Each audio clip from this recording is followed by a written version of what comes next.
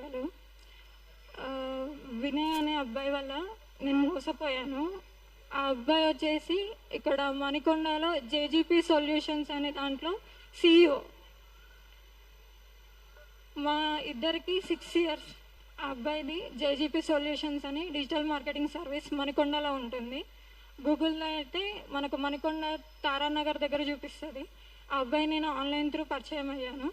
అంటే జాబ్ పర్పస్లో నా ప్రొఫైల్ తనకి వెళ్ళడం వల్ల మా ఇద్దరికి రిలేషన్షిప్ అనేది ఏర్పడింది. జాబ్ గురించి పక్కకు పెడితే టోటల్గా ఆయనతో రిలేషన్లోకి మూవ్ అయిపోయాను నేను. ఇంకోటి ఏంటి అంటే స్టార్టింగ్ నుంచి ఆ అబ్బాయి నాతో రిలేషన్లో ఉన్నప్పుడు కూడా నన్నే పెళ్లి చేసుకుంటా అని చెప్పాడు. ఆ అబ్బాయికి నా పరిచయం ముందే కాల యాక్సిడెంట్ కూడా అయింది. ఆ విషయం కూడా నాకు చెప్పలేదు తను. నాకంటే ముందు కూడా ఒక 2 members లవ్ చేశాడు. అది కూడా హిందూ అమ్మాయిసే వాళ్ళు కూడా. ఈ అబ్బాయి వచ్చేసరికి వాళ్ళ ఫాదర్ బ్రాహ్మణ్ అని చెప్తాడు, వాళ్ళ అమ్మనేమో క్రిస్టియన్. అసలు ఈ అబ్బాయి ఏ క్యాస్ట్ అనేది కూడా ఆయనకు కూడా క్లారిటీ ఉందో లేదో తెలియదు. SC అని ఉంటుంది సర్టిఫికెట్లలో మాత్రం. చర్చికి వెళ్తాడు, టెంపుల్స్కి కూడా వెళ్తాడు. రీసెంట్గా ఇప్పుడు జరిగిన ఇన్సిడెంట్ వల్ల ఏంది అంటే నేను ఆ అబ్బాయి మీద FIR కూడా ఫైల్ చేశాను. ఎందుకంటే 6 years నుంచి నాతో రిలేషన్ పెట్టుకొని నాకు 2 times ఆ అబ్బాయి వల్ల ప్రెగ్నెన్సీ వచ్చింది. ఫస్ట్ టైం 2023లోనే అబార్షన్ చేయించాడు పిల్స్ వేపించి. రీసెంట్గా మిస్క్యారేజ్ అయిపోయింది నాకే. ఎందుకంటే స్ట్రెస్ వల్ల దానివల్ల నాకు మిస్క్యారీ అయిపోయింది. ఆయనకి ఇప్పుడు అంటే ఈ ఇయర్లోనే 26 Marchలో విజయవాడకు సంబంధించిన అమ్మాయి విజయలక్ష్మి అని ఆన్లైన్ త్రూ పరిచయం అని చెప్పాడు. ఆ అమ్మాయి కూడా సేమ్ క్యాస్ట్ వచ్చేసరికి 26 Marchన ఎంగేజ్మెంట్ చేసేసుకున్నాడు. ఇప్పుడు నా లైఫ్ ఏంది అని అడిగితే ఏం సమాధానం లేదు. ఇన్స్టాగ్రామ్, వాట్సాప్, ఫేస్బుక్ అన్నీ కూడా డిలీట్ చేసేసుకున్నారు. ఇద్దరు కలిసి డిలీట్ చేసేసుకున్నారు. ఆ అమ్మాయికి కూడా నాతో ఉన్న రిలేషన్ తెలుసు కూడా. ఇప్పుడు ఆ అమ్మాయి ఎందుకు చేసుకున్నావంటే నేను ఆడపిల్లనే కదా, నాకు అందరి ముందు ఆ అబ్బాయితో ఎంగేజ్మెంట్ అయింది, ఇప్పుడు నా జీవితం ఏం కావాలని ఆ అమ్మాయి క్వశ్చన్ మార్క్ పెడుతుంది. మరి 2 times ప్రెగ్నెన్సీ అయినా మరి నాకు ఎట్లాంటి అన్యాయం జరిగిందో ఆ అమ్మాయికి తెలియదా? పెళ్ళికి ఎలా రెడీ అయింది ఆ అమ్మాయి? ఈవెన్ నా రిలేషన్ తెలిసి కూడా రెడీ అయింది. ఇంకోటి ఏంటంటే ఈ మ్యాటర్ అంతా కూడా ఆ అమ్మాయి వాళ్ళ ఇంటి సైడ్ తెలియదు. ఎందుకంటే ఆ అమ్మాయిది విజయవాడ, జరిగిందంతా ఇక్కడ హైదరాబాద్లో అయింది.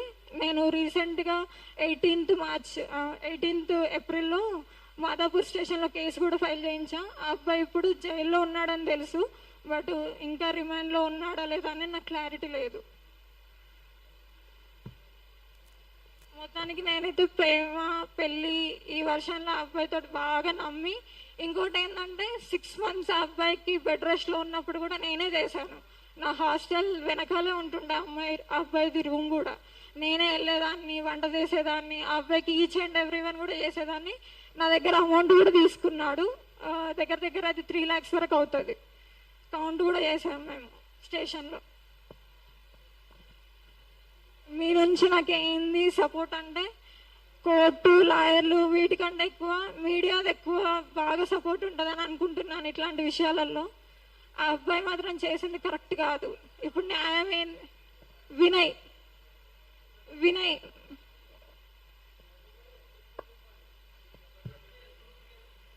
మాదిగ వినయ్ కుమార్. గూగుల్లో వాటిలలో వినయ్ జేమ్స్ అని ఉంటుంది. అఫీషియల్గా తను పెట్టుకుంది ఆ పేరు జేమ్స్ అనేది.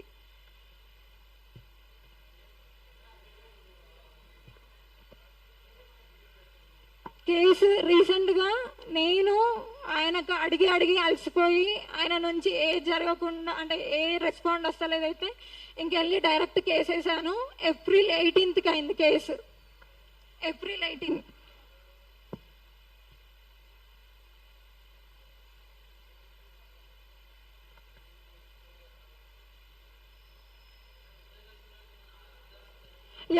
ఎవిడెన్స్ ఉన్నాయి నా దగ్గర. ఆయన పంపించిన పిల్స్ ఫొటోస్ కూడా ఉన్నాయి. 5th October 2023కి నాకు అబార్షన్ అయింది. యాక్చువల్లీ పిల్స్ వేసేసుకున్న తర్వాత నాకు బేబీ పోయిందనమాట. అది ఆ అబ్బాయి పంపించాడు ఆ పిల్స్ కూడా. ఉన్నాయి సార్, మేము రూమ్లో ఉన్న పిక్స్ అవన్నీ ఉన్నాయి నా దగ్గర. చూపించాలా? ఆ అబ్బాయి ఫొటోసా? నాతో కలిసి ఉందా?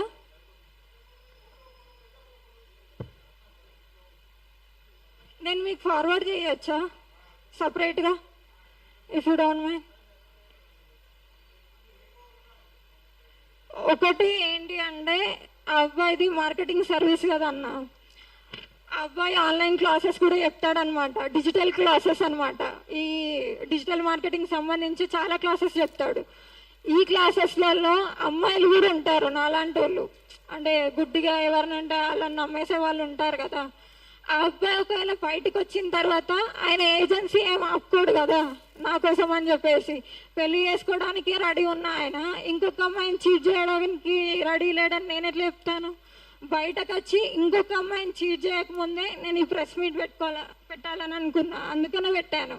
ఎందుకంటే మీ ద్వారా జనాలందరికీ తెలుస్తుంది ఆ అబ్బాయి ఏంటి అనేది. ఫ్రెండ్స్కి, రిలేటివ్స్కి ఆ అబ్బాయి మొత్తం సాఫ్ట్ సైడ్ మాత్రమే తెలుసు. ఇట్లా ఒక అమ్మాయిని చీట్ చేసిండు, అబార్షన్ చేసిండు, ఇవి తెలియదు.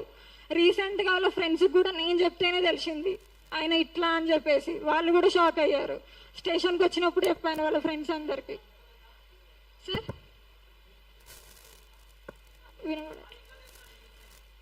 తెలుసు తెలుసు.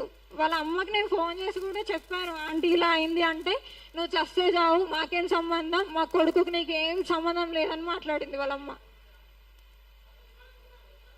రికార్డింగ్స్ నేను చేసుకోలేదన్నా, లీగల్ దాకా వస్తుందని. కర్నూలు వాళ్ళు ఇప్పుడు రెంటల్లో ఉంటున్నారు.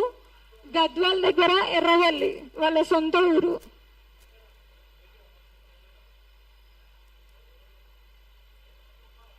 గద్వాల్.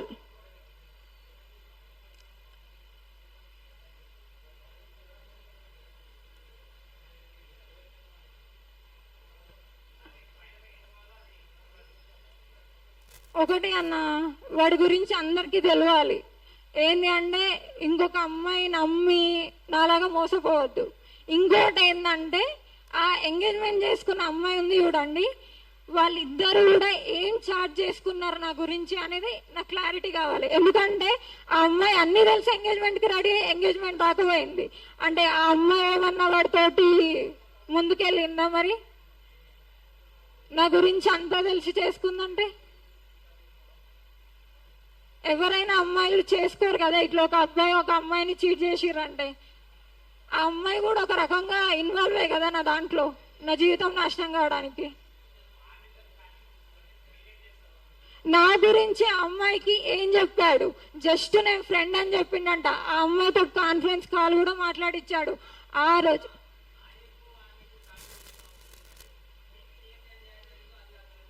నేను ఒకటే చెప్తుంది, వాడి గురించి బయట అందరు జనాలకు తెలవాలి, అది నాకు కావాల్సింది. అరెస్ట్ అయ్యాడు, నేను పెట్టాను కదా కేసు. అరెస్ట్ అయ్యాడు, లోపల ఉన్నాడు. బయటకు వచ్చిన తర్వాత ఇంకొక అమ్మాయి ఇట్లా కావద్దు అని. బయటికి వచ్చాడో లేదో నాకు తెలియదు అన్న. 18th ఏప్రిల్ మాదాపూర్ పిఎస్లో అయింది.